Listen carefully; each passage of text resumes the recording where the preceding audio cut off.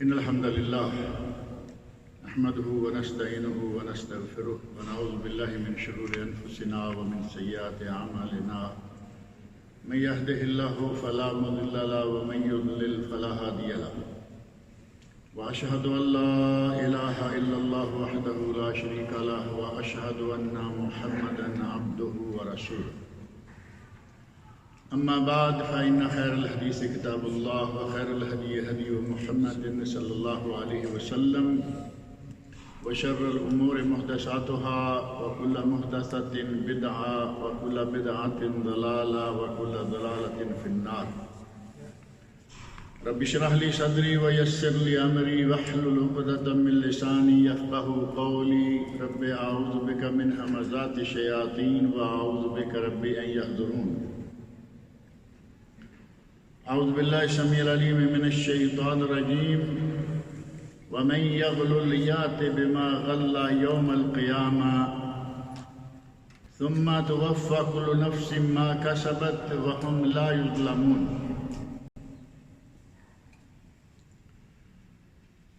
مسلمانوں کو اللہ رب العزت نے بعض ایسے اوصاف سے نوازا ہے جو دوسری کسی قوم میں یا کسی بھی دوسرے مذہب والے میں وہ اوصاف نہیں ہیں، اور وہ امتیازی اوصاف جو صرف اللہ نے مسلمانوں کو دیے ہیں ان میں سے پہلی چیز ہے اللہ رب العزت کو اپنے لیے ہر وقت نگران سمجھنا. آپ کمرے میں بند ہوں یا کھلے میدان میں ہوں،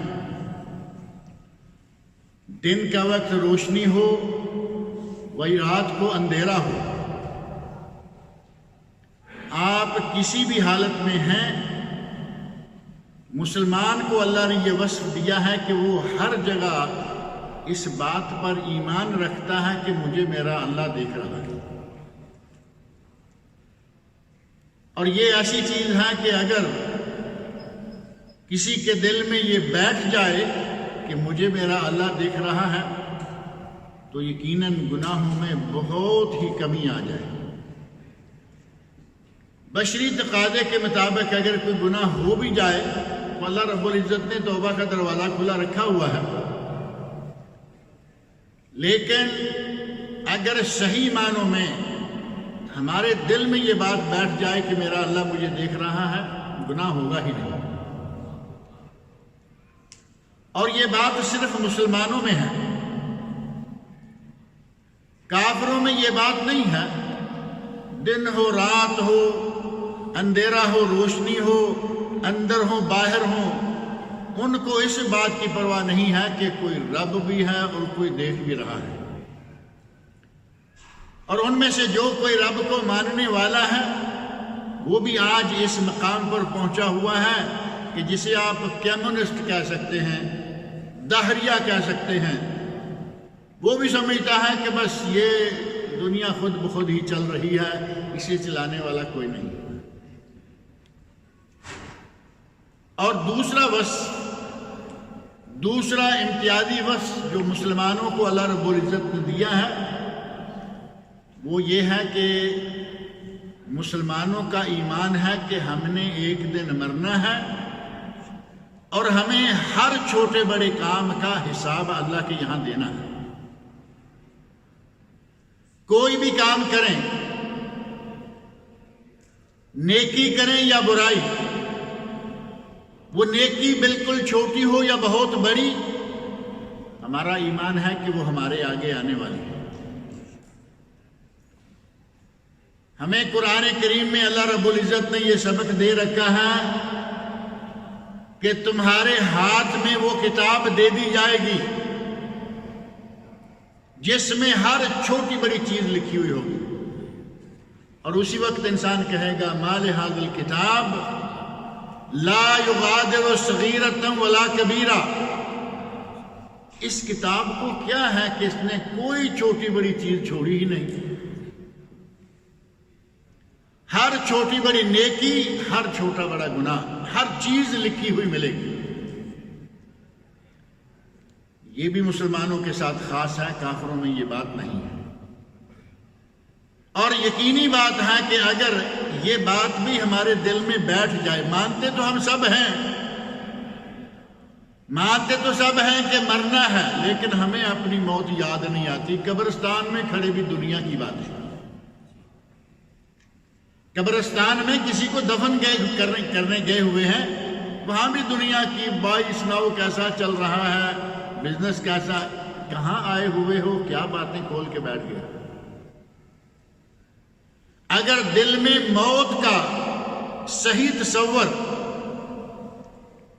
قبر کا تصور، اللہ رب العزت کے یہاں پیش ہونے اور حساب و کتاب کا تصور دل میں بیٹھ جائے تو پھر سمجھیں کہ آدمی مسلمان صحیح معنوں میں بن سکتا ہے۔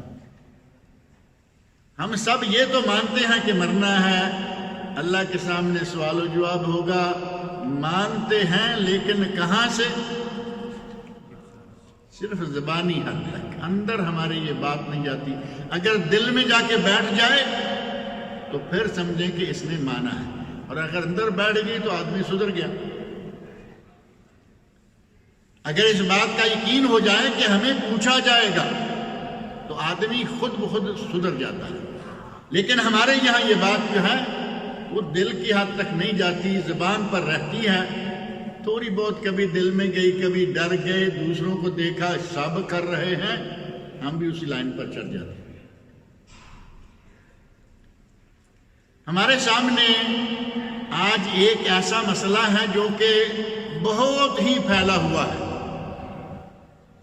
ہر چھوٹا بڑا اس میں مبتلا ہے، اللہ ماشاء اللہ، سوائے ان کے جنہیں اللہ رب العزت نے بچا رکھا ہوا ہے۔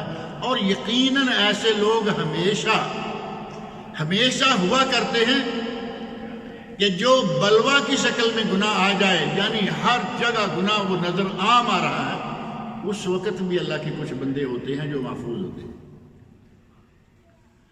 آج بلوا کس چیز کا ہے؟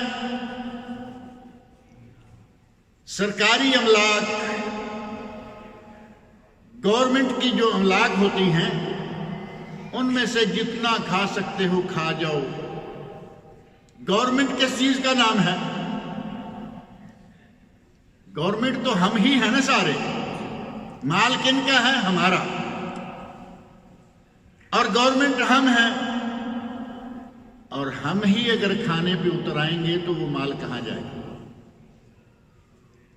آپ اپنے ملکوں میں اندازہ کر کے دیکھیں، اور یہاں بھی یہ چیز کہیں ایسا نہیں ہے کہ ایک ملک میں، یہ بات ہر ملک میں موجود ہے کہ سرکاری املاک کو یوں کھایا جاتا ہے جیسے اپنی کمائی ہے، ترن والا سمجھ کر اس کو ہضم کیے چلے جاتے ہیں، جبکہ سرکاری املاک جب تک ولی امر اجازت نہ دے اس میں سے کچھ بھی لینا جائز نہیں ہے۔ سرکاری املاک کی میں ایک مثال دوں تاکہ آپ کو آسانی سے سمجھ میں آ جائے۔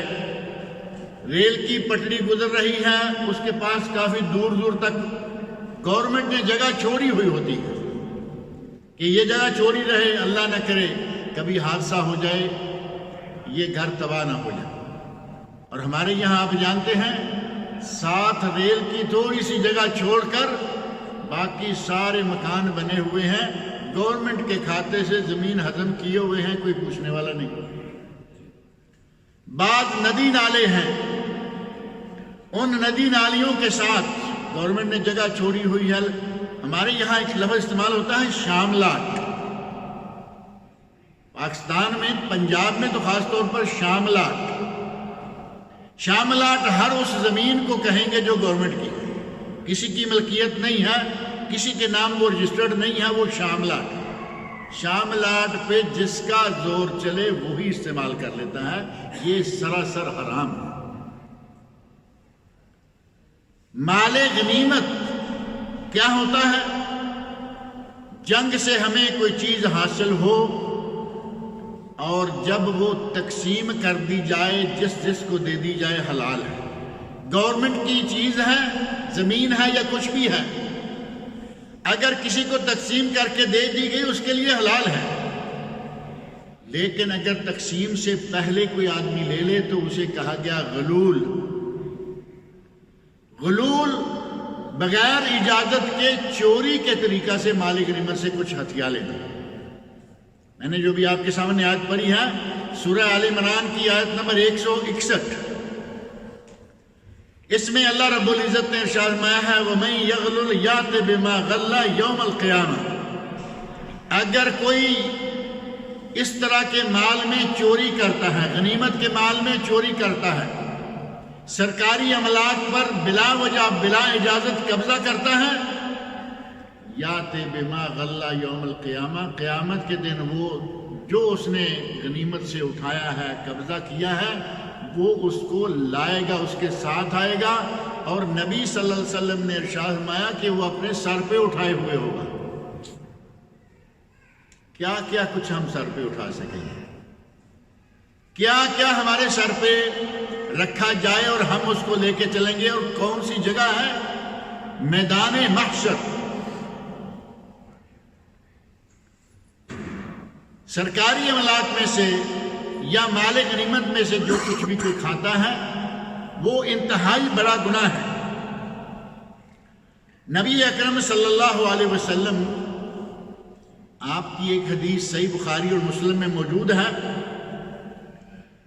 اور بخاری و مسلم میں اس حدیث کے راوی حضرت ابو ہریرہ رضی اللہ عنہ کہتے ہیں کہ ہم نبی اکرم صلی اللہ علیہ وسلم کے ساتھ نکلے غزوہ خیبر کے لیے،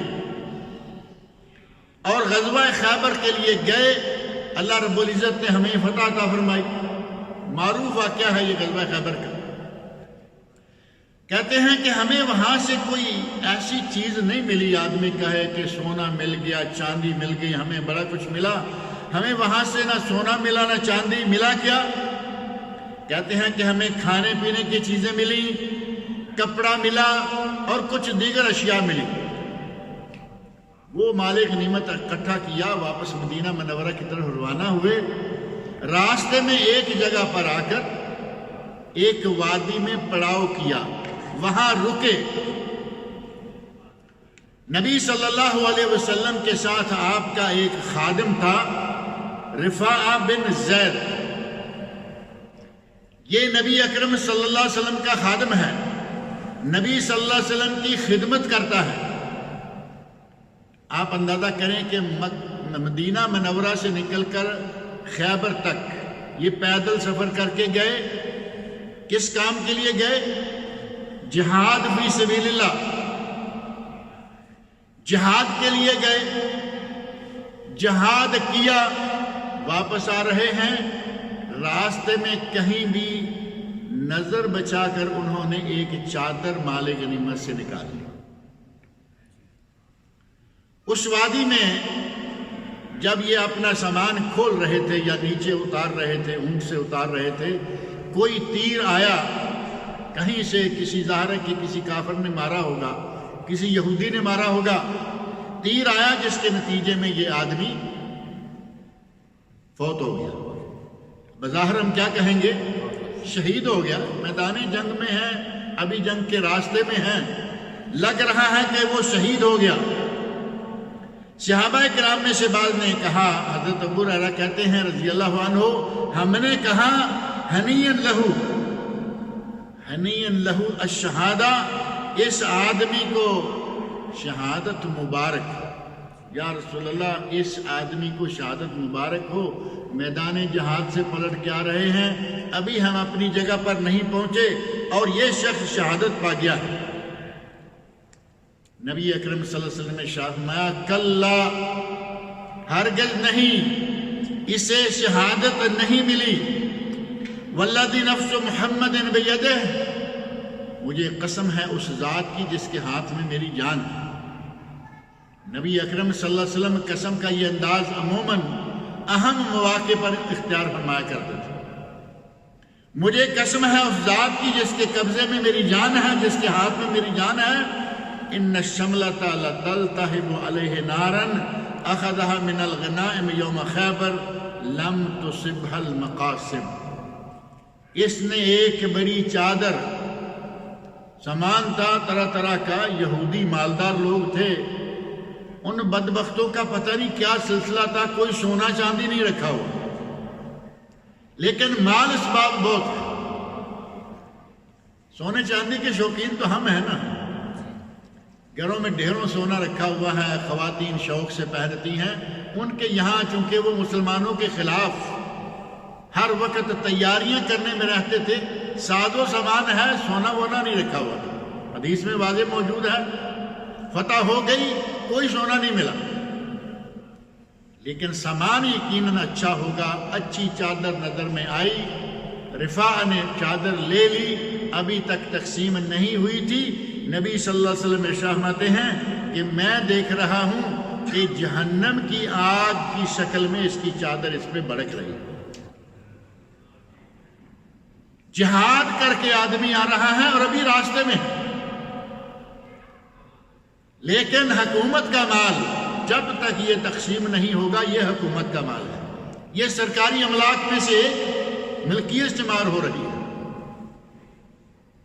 نبی اکرم صلی اللہ علیہ وسلم فرمایا کلا والذی نفس محمد بیدہ، ہرگز نہیں، تم کہہ رہے ہو کہ اس کو شہادت مبارک ہو، یہ شہادت نہیں پائے بلکہ یہ تیر سے مارا گیا ہے، اور اس کی چادر جو اس نے چوری کی ہوئی ہے وہ جہنم کی آگ میں اس پر جل رہی ہے. کیا معنی؟ یعنی یہ آدمی اس گناہ کی وجہ سے جہنم چلا گیا. نبی اکرم صلی اللہ علیہ وسلم نے یہ بات فرمائی،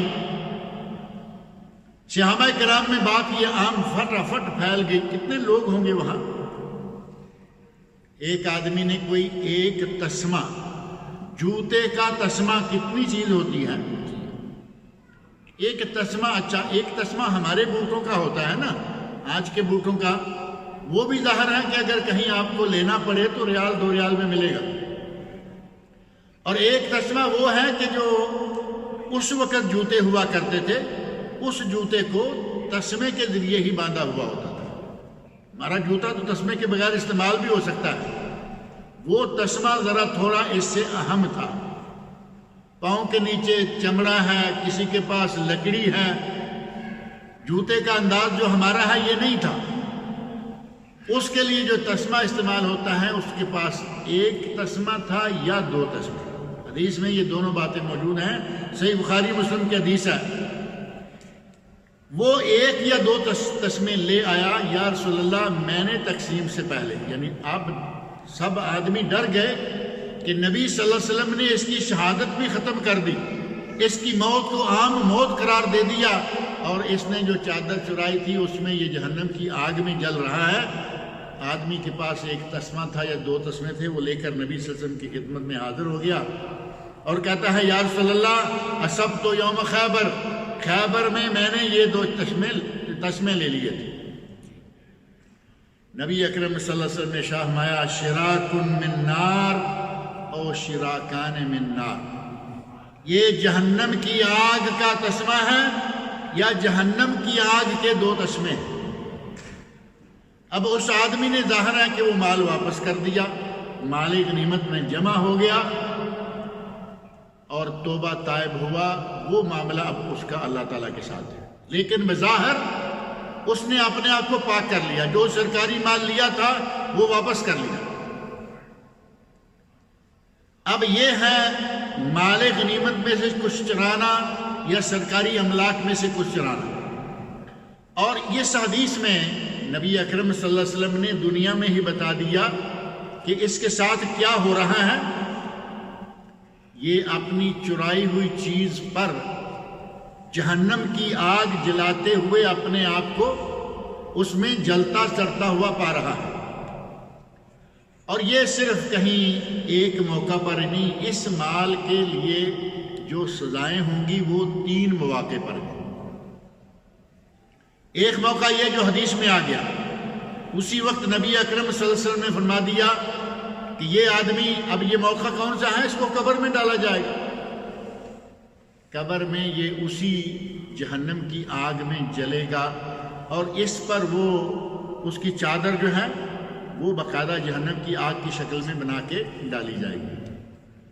اور دوسرا موقع میدان حشر میں، قیامت کے دن پوری خلقت میدان محشر میں موجود ہوگی اور اس وقت اس کو عذاب دیا جائے گا۔ قرآن کریم کی آیت میں نے ابھی آپ کے سامنے پڑھی ہے، جو سورہ آل عمران کی آیت 161 ہے۔ اللہ نے فرمایا جو آدمی چوری کرے گا، غلول کرے گا، قیامت کے دن آئے گا میدان محشر میں، اور جو اس نے چوری کی ہوگی وہ اس کے پاس ہوگی، ساتھ ہوگی۔ ثم توفی کل نفس ما کسبت، یہاں میدان محشر میں جس نے جو فعل، جو کام، جو کرتوت کیے ہوں گے، ان سب کا ان کو بدلہ دیا جائے گا۔ وہم لا یظلمون، اور کسی پر کوئی ظلم نہیں کیا جائے گا۔ گویا میدان محشر میں بھی ان کو سزا ہوگی۔ قرآن کریم میں آیا، اور قبر میں سزا ہوگی، نبی اکرم صلی اللہ علیہ وسلم کی اس حدیث میں آیا۔ اور آخرت میں انجام کیا ہوگا؟ اس آدمی کو جہنم میں ڈالا جائے گا۔ اور یہ حدیث بھی صحیح بخاری اور صحیح مسلم میں موجود ہے۔ حضرت عمر فاروق رضی اللہ عنہ اس حدیث کے راوی ہیں۔ صحابہ کرام نبی اکرم صلی اللہ علیہ وسلم کے پاس ساتھ قبرستان کے پاس سے گزر رہے ہیں، اور صحابہ میں سے ایک نے کہا فلان شہید، یہ قبر فلاں شہید کی ہے، آپ خاموش رہے۔ دوسری قبر کے پاس سے گزرتے ہوئے کہا گیا فلان شہید، یہ فلاں شہید کی قبر ہے، آپ خاموش رہے۔ اور جب تیسری مرتبہ کہا گیا فلان شہید کہ یہ فلاں شہید کی قبر ہے، نبی اکرم صلی اللہ علیہ وسلم نے فوراً فرمایا کلا، ہرگز نہیں، یہ شہید نہیں تھا۔ اب یہ باتیں میں آپ تو نہیں کر سکتے نا۔ نبی اکرم صلی اللہ علیہ وسلم کے ساتھ اللہ رب العزت کا ایک خاص تعلق تھا۔ پہلا شہید خاموش ہے، دوسرا شہید خاموش ہیں، اور تیسرے کو شہید کہا تو نبی اکرم صلی اللہ علیہ وسلم فرمایا کلا، ہرگز نہیں، انی رأیتہ فی النار فی بردہ غلہا او اباء، میں نے اسے جہنم میں دیکھا ہے، اور اس کے جہنم میں جانے کا سبب کیا ہے؟ اس نے ایک بڑی چادر مال غنیمت میں سے چرائی تھی، یا اباء، اباء تو میرا خیال معروف نا، یہاں عورتیں جو برقع پہنتی ہیں ابایا کہتے ہیں اس کو۔ اور یہ جو بشت ہے، یہ عرب لوگ جو اوپر پہنتے ہیں، ہمارے بعض مشائخ علماء کرام بھی پہنتے ہیں، تو یہ جو ابایا ہے یا بشت ہے، اس بشت کی اس نے چوری کی، بشت نکالی یا کوئی بڑی چادر نکالی تھی، اس کے نتیجے میں یہ جہنم میں ہے۔ 3 قبروں میں سے 2 کی شہادت کو نبی اکرم صلی اللہ علیہ وسلم نے قبول فرمایا کہ یہ واقعی شہید ہیں، اور جب تیسرے کی باری آئی تو فرمایا کہ یہ شہید نہیں ہے، کلا، ہرگز نہیں، میں نے تو اسے جہنم میں جلتے ہوئے دیکھا ہے، کیونکہ اس نے چادر یا ابایا یا اباء، یہ بشت وغیرہ جو ہے کوئی چیز اس نے چوری کر لی تھی۔ اب آپ اندازہ فرمائیں ہمارے یہاں گورنمنٹ کا کتنا کھایا جاتا ہے۔ گورنمنٹ تو بہت بڑا ادارہ ہے نا، پورے ملک میں ہوتا ہے، بڑی کمپنیوں میں اتنا کھایا جاتا ہے، کہتے ہیں کہ جہاز غرق ہو جاتے ہیں پتہ نہیں چلتا۔ کمپنیاں بڑی ہیں، ہزاروں لوگ اس میں کام کر رہے ہیں، ان کا ڈیلی کا ملینز کا خرچہ ہے، اور کتنی گاڑیاں، کتنا کیا کچھ پتہ ہی نہیں مالک کو۔ بڑے مینیجر جو ہیں ان کو پتہ ہی نہیں ہوتا، CEO جانتا ہی نہیں کہ کیا ہمارا کہاں کیا ہے۔ ایک واقعہ میں نام نہیں لیتا، کہیں ایک مالدار آدمی نے کھانا کھایا کسی ہوٹل میں، دیکھا کہ ہوٹل بڑا خوبصورت ہے، شاندار عمارت ہے، کھانا بڑا اچھا ہے، مالدار تھا، اس نے کہا کہ یہ ہوٹل خرید لو۔ اب ظاہر ہے کہ اس کے ساتھ کوئی میں آپ تو نہیں ہوں گے نا، اس کے ساتھ بھی وہی ہوں گے جو اس کے بہت قریبی لوگ ہیں۔ کہا یہ ہوٹل خرید لو، جی ہے، کہا ہوٹل خرید لو، کہا سر یہ آپ ہی کا ہوٹل ہے۔ اسے پتہ ہی نہیں کہ میری دولت کہاں پھیلی ہوئی ہے، کیا چیز میری ہے۔ وہ کہتا ہے سر یہ تو آپ کا ہی ہوٹل ہے پہلے سے۔ یہ بڑی کمپنیوں میں جن کو مالکوں کو پتہ ہی نہیں کہ ہمارا مال کتنا ہے، کہتے ہیں کہ وہاں تو جہاد کھا جاتے ہیں، کسی کو پتہ نہیں چلتا، وہ گورنمنٹ کا مال سمجھ کر کھاتے ہیں۔ اور کھلانے والے کون ہیں، کھانے والے کون ہیں، سب ملی بھگت سے یہ سارا کا سارا کام چل رہا ہوتا ہے۔ اور ایک دوسرا دیکھیں، ذرا تھوڑے چھوٹے پیمانے پر لے آئیں، بڑے پیمانے والے کے تو بڑے کام ہیں نا۔ ایک کمپنی کا پرچیزر ہے، پرچیزنگ کرنا کوئی برا فعل نہیں، برا کام نہیں، جائز ایک سرکاری کام ہے، ایک آفیشل کام ہے، وہ کمپنی کا ہے یا گورنمنٹ کا۔ اب پرچیزر اگر کمپنی کے لیے لاکھوں کا مال روزانہ کہیں سے خریدتا ہے، ماہانہ خریدتا ہے، تو جن سے خریدتا ہے وہ بڑے بڑے جو سٹور ہیں یا بڑی بڑی کمپنیاں ہیں جو بیچ رہی ہیں، وہ یہ تو نہیں کہتے نا کہ بھائی ایسا کرو کہ یہ تم لے لو۔ کچھ لوگ ایسے ہیں بدقسمت، وہ باقاعدہ بل میں زیادہ لکھوا کے لاتے ہیں۔ چیز لی 1 لاکھ کی، کہاں 1.25 لاکھ کا بل بنا دو، 1,20,000 کا 10، اس کا کیا لگ رہا ہے؟ کہنا ہے سامنے والے کو لالچ ہے کہ یہ ہمارا پکا کسٹمر ہے اور پکا ہو جائے گا، وہ بنا دیتا ہے۔ اب اس نے یہاں دیا 1 لاکھ اور کمپنی سے کتنا لیا؟ 1,20,000 10,000 جتنا بھی لکھوایا ہے۔ حرام آیا یا نہیں آیا؟ یہ تو ہے بڑا کھلا کھلا دن کی روشنی میں حرام کھانے والی بات۔ اور ایک ذرا تھوڑا گھما کے حرام کھانے کا طریقہ بھی ہے، وہ سیدھا سیدھا نہیں، گھما کے۔ اور اتفاق ایسا ہے کہ اس کی ایک مثال جو ہے وہ نبی صلی اللہ علیہ وسلم کے عہد مبارک میں ملتی ہے۔ گھما کے کھانے والے کون ہیں؟ سامان خریدا جا رہا ہے، کمپنی نے بھیجا کام کے لیے، فلاں لے کے آؤ، فلاں لے کے آؤ، لے کے آئے، اور جو سٹور والے ہیں، بڑے بڑے سٹاکسٹ ہیں، انہوں نے کہا سر آج رات آپ کے گھر میں سلاجہ آئے گا، ذرا اتروا لینا۔ سلاجہ کیوں آ رہا ہے؟ پیسے دیا اس نے؟ پیسے کمپنی کے ہیں، اور وہ سلاجہ اس لیے آ رہا ہے کہ یہ یہیں آیا کرے، وہ ساتھ والے کے پاس نہ جایا کرے۔ اب یہ اگر سمجھتا ہے کہ یہ میری بہادری ہے، میری کوئی چلاکی ہے، یہ تو آدمی اپنے آپ کو میرے خیال ہے اوور کلیور سمجھتے ہیں کہ دو جی تنہا الگ سے ہمارا یہ اور یہ ایسا چل رہا ہے، کیش بھی لے رہے ہیں، کھا رہے ہیں۔ اس طرح آئٹمز کی شکل میں قیمتی قیمتی آئٹمز بھی لے رہے ہیں، کھا رہے ہیں، اور یہ سارے کا سارا حرام ہے۔ نبی اکرم صلی اللہ علیہ وسلم نے ایک آدمی کو بھیجا، اسے کہا کہ جاؤ مال زکوٰۃ اکٹھا کر کے لاؤ۔ وہ مال زکوٰۃ اکٹھا کرنے کے لیے گئے اور وہاں جا کے مال زکوٰۃ اکٹھا کیا، اور جب فارغ ہوئے تو آ کے نبی صلی اللہ علیہ وسلم کے سامنے وہ مال جو ہے وہ پیش کرنا شروع کر دیا، اور کہا کہ یا رسول اللہ یہ سارے کا سارا جو ہے وہ آپ کا ہے، یہ سارے کا سارا مال جو ہے یہ آپ کا ہے، اور اس میں سے کچھ ایک طرف نکال دیا اور کہا کہ یہ میرا ہے۔ نبی صلی اللہ علیہ وسلم نے پوچھا کہ یہ تیرا کیسے ہے؟ تو وہ کہتا ہے کہ یا رسول اللہ یہ مجھے انہوں نے ہدیہ دیا تھا، یہ انہوں نے مجھے ہدیہ دیا تھا۔ نبی اکرم صلی اللہ علیہ وسلم ارشاد فرماتے ہیں افلا قعدت فی بیت ابیک و امک، تم اپنی ماں باپ کے گھر میں کیوں نہ بیٹھے رہے؟ فنظرت ایہدی لک ام لا، اور تم دیکھتے کہ تمہیں یہ ہدیہ وہ قبیلوں والے بیچتے رہے یا نہ بیچتے۔ اپنے ماں باپ کے گھر میں بیٹھے رہتے، ہمارے کام میں نہ جاتے، تو پھر تم دیکھتے کہ یہ ہدیہ تمہیں آ رہا ہے یا نہیں آ رہا۔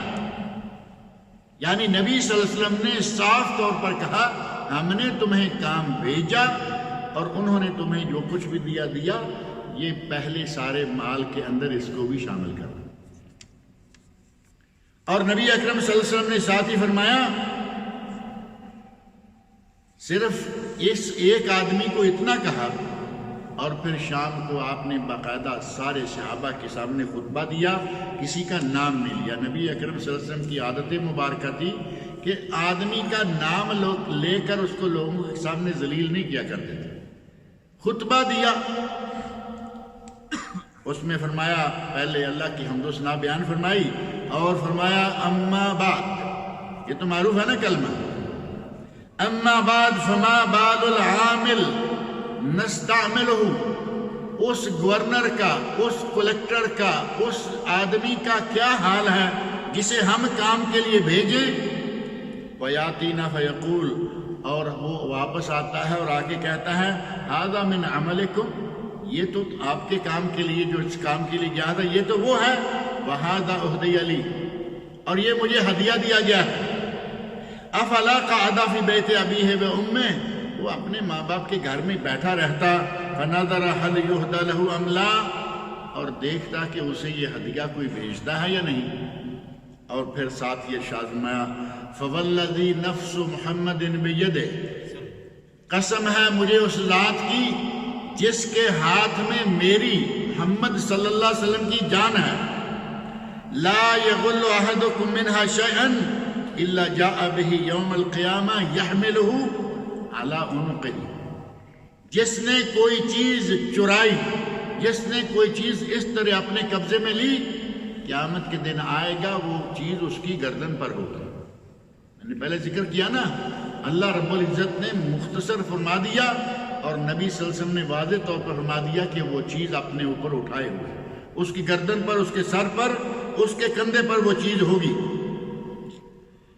ان کان بعیرا جاء به له رغا، اگر اس نے اونٹ چرایا تو اونٹ اس کے اوپر لادا ہوا ہوگا اور اونٹ بلبلا رہا ہوگا، اونٹ کے بلبلانے کی آواز آ رہے گی۔ وَإِنْ كَانَتْ بَقَرَةٌ جَاءَ بِهَا لَهَا خُوَارٌ، اگر گائے چرائی ہوگی تو وہ اس نے اپنے اوپر اٹھائی ہوگی اور اس گائے کی آواز ہوگی۔ خوار کا لفظ آپ کو معلوم ہے، سامری نے جو گائے بنائی تھی موسیٰ علیہ السلام کے واقعہ میں، اس کے لیے بھی یہ الفاظ موجود ہے وہاں بھی لہو خوار، کہ اس کی باقاعدہ بچڑا جو بنایا تھا اس کی باقاعدہ آواز تھی۔ وَإِنْ كَانَتْ شَاةً جَاءَ بِهَا تَيْعَرُ، اگر بکری تھی، بکری چرائی تھی تو بکری اس نے اٹھائی ہوئی ہوگی اور وہ منمنا رہی ہوگی، بکری منمناتی ہے نا، اس کی آواز جو ہے وہ منمنا رہی ہوگی۔ حضرت ابو حمید الساعدی رضی اللہ عنہ اس حدیث کے راوی ہیں جو کہ صحیح بخاری شریف میں ہے، کہتے ہیں ثم رفع رسول اللہ صلی اللہ علیہ وسلم یدہ، پھر نبی اکرم صلی اللہ علیہ وسلم فقد بلغت، آپ نے ارشاد فرمایا کہ میں نے تمہیں پہنچا دیا کہ کس کا نتیجہ کیا نکلنے والا ہے، اور پھر آپ نے اپنا دست مبارک بہت اونچا اٹھایا، کہتے ہیں حتی انا لننظر الی افرت ابطیہ، ہم نبی صلی اللہ علیہ وسلم کی بغلوں کی سفیدی دیکھ رہے ہیں، یعنی آپ نے جیسے کہتا ہے نا یا اللہ تو جانتا ہے کہ میں نے تیرا دین جو ہے وہ پہنچا دیا ہے۔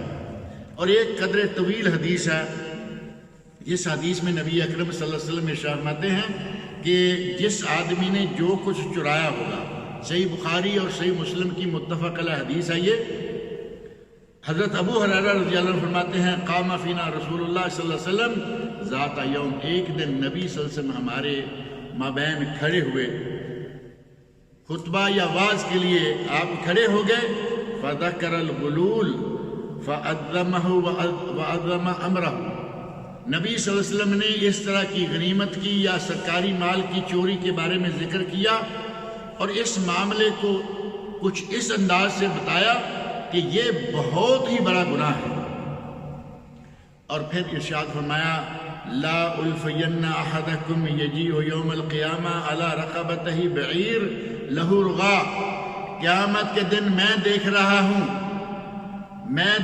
ہوں کہ قیامت کے دن آدمی آئے گا، اس کی گردن پر اونٹ ہوگا، اونٹ لادا ہوا ہوگا جو بلبلا رہا ہوگا، اور وہ آدمی کہے گا یا رسول اللہ اغثنی، اے اللہ کے رسول میری مدد کیجئے، اونٹ اتروائیے، اور میں کہوں گا لا املک لک شیئا، میں تیرے لیے کچھ نہیں کر سکتا، قد ابلغتک، میں نے یہ بات پہنچا دی تھی، میں نے یہ بتا دیا تھا کہ اس چوری کا کیا انجام ہونے والا ہے۔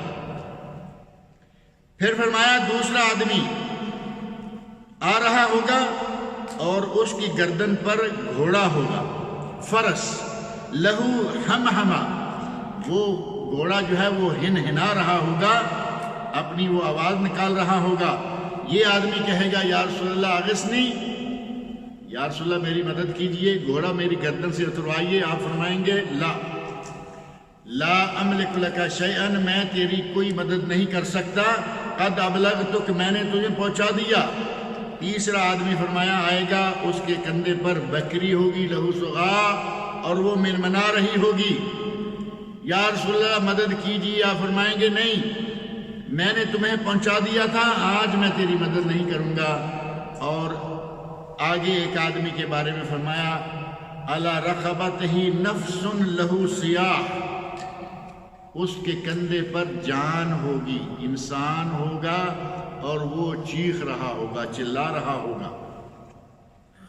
اور یہ آدمی کہے گا یا رسول اللہ میری مدد کیجئے، آپ فرمائیں گے میں تیری کوئی مدد نہیں کرتا کیونکہ میں نے تمہیں پہنچا دیا تھا۔ اور ساتھ ہی فرماتے ہیں میں قیامت کے دن میں دیکھ رہا ہوں کہ قیامت کے دن تم میں سے ایک شخص آئے گا اور اس کی گردن پر رقا تخفق، کچھ کپڑے ہوں گے جو باقاعدہ پھڑپھڑا رہے ہوں گے، پھڑپھڑاتا نا کپڑا، ہوا کے ساتھ کپڑے پھڑپھڑا رہے ہوں گے، اور جہاں بھی جا رہا ہوگا وہیں ظاہر ہے کہ وہ باقاعدہ اس کا اعلان۔ یہ دیکھیں معاشر کے میدان میں ہر شخص باقاعدہ انتہائی ذلت تک پہنچا ہوا ہے، سب لوگوں کو معلوم ہے کہ یہ کیا لیے آ رہا ہے اور کیوں لیے آ رہا ہے۔ کپڑے والا کہے گا یا رسول اللہ میری مدد کیجئے، آپ فرمائیں گے نہیں، قد ابلغتک، میں نے تمہیں پہنچا دیا تھا۔ اور چھٹے آدمی کے بارے میں فرمایا یہ جی یوم القیامت علی رقبتہ صامت، قیامت کے دن آئے گا اور اس کے کندھوں پر سونا چاندی ہوگی۔ صامت کا معنی خاموشی ہوتا ہے نا، یہ موبائل میں صامت ہوتا ہے، جب اس کو سائلنٹ پہ لگا دیں تو اس کو کہتے ہیں صامت لگا دیا ہے، یہ تو میرے اکثر معروف لفظ ہے نا۔ اس کے کندھے پر صامت یعنی وہ چیز جو بول نہیں چل سکتی، سونا ہوگا، چاندی ہوگی، زمین ہوگی، کچھ بھی ہوگا، اور وہ بھی کہے گا یا رسول اللہ میری مدد کیجئے۔ نبی اکرم صلی اللہ علیہ وسلم ارشاد فرمائیں گے کہ میں تیری مدد نہیں کر سکتا کیونکہ میں نے تمہیں پہنچا دیا تھا۔ غرض یہ کہ سرکاری اموال کی چوری سے بچنا چاہیے، وہ سرکاری اموال ڈائریکٹ گورنمنٹ کا ہو یا کمپنی کا ہو یا کسی مؤسسہ، جس چھوٹی اسٹیبلشمنٹ ہوتی ہے، کمپنیاں بڑی بڑی ہوتی ہیں، چھوٹی مؤسسہ آپ سب لوگ سمجھتے ہیں چھوٹی کمپنی کا ہو، یا کسی بھی جگہ ایسا مال کہ آپ کو اس کی ذمہ داری دی گئی ہے، اس کی حفاظت کرنے کی ذمہ داری ہے اور جائز استعمال کی ذمہ داری ہے، اسے اپنی مرضی سے اپنے گھر کے لیے، اپنی ذات کے لیے استعمال نہ کریں۔ اور یہ مختلف طریقوں سے چوری، غش، احتیال، امانت میں خیانت، رشوت لے کر کسی کا کام کرنا امانت میں خیانت ہے یا نہیں؟ آپ کی ڈیوٹی ہے کہ لوگوں کا یہ کام کریں اور آپ نہیں کرتے۔ ہمارے ملکوں میں کچھ کہتے ہوں گے یہاں ہوتا ہے تال بکرا، کوئی بھی کام آیا تال بکرا، وہ تال بکرا کی تان تب ٹوٹے گی جب کچھ اس کو ملے گا۔ ہمارے یہاں ہم کہتے کل آؤ کرتے کرتے آدمی 2-4-10 کلومیٹر سے 50 کلومیٹر 200 کلومیٹر سے لوگ آتے ہیں کہ بھائی ہمارا یہ ضلعی صدر مقام ہے یا ہمارا صوبائی صدر مقام ہے، تو وہاں آتے ہیں، ان کو 2-4-10 مرتبہ آنا پڑے تو کیا کریں گے؟ تو مصیبت میں مبتلا ہو گئے۔ اور ان کو پھر آخر مشورہ دینے والے موجود ہوتے ہیں جن کا صرف 1% یا 2% ہوتا، وہ کہتے ہیں صاحب کام تب کریں گے جب انہیں کچھ لگاؤ گے۔ اب یہ جو راستہ دکھانے والا ہے یہ 1% اس کا بھی ہے، اب اس کو پیسے دو۔ اور عجیب بات یہ ہے صاحب بہت بڑے عہدے پر ہے، وہ آپ سے نہیں لیں گے، اندر جا کے کبھی اس کی جیب میں بھی ڈالنا چاہو نہیں لیں گے،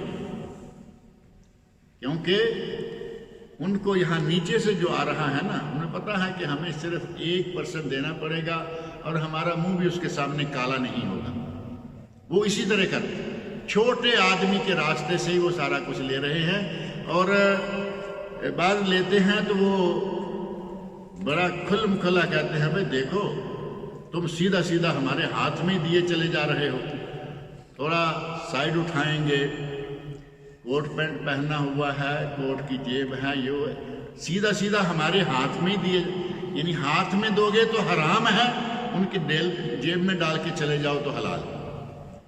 کسی بھی طرح اس طرح کے جتنے بھی کرتوت ہیں ان سے بچیں، ان کو اپنی ذاتی ملکیت نہ بنائیں، ذاتی استعمال میں نہ لائیں۔ اگر ذاتی ملکیت اور ذاتی استعمال میں لایا گیا تو پھر آپ نے قرآن کریم کی آیت بھی سن لی اور نبی اکرم صلی اللہ علیہ وسلم کے ارشادات بھی سن لیے کہ یہ بہت ہی بڑا گناہ ہے۔ اللہ رب العزت مجھے اور آپ سب لوگوں کو امانت دار بنائے، ہمارے دلوں میں اللہ رب العزت اپنا خوف پیدا فرما دے، اور ہمارے لیے قیامت کے دن جو کچھ ہونے والا ہے اللہ رب العزت ہمیں وہاں کسی کے سامنے رسوا نہ کرے۔